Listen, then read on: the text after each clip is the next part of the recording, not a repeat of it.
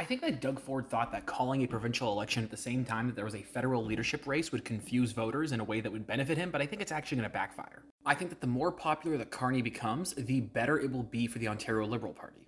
Bonniecrombie has already tried to do her best to separate herself from Justin Trudeau, similar to how Markcarney is doing now. But as somebody who spoke to people who were on a recent by-election campaign, the biggest issue that people faced in the Liberal Party when they were trying to get votes was at the doors. People would be like, well, I don't want to vote for Trudeau. And they'd be like, no, this is provincial.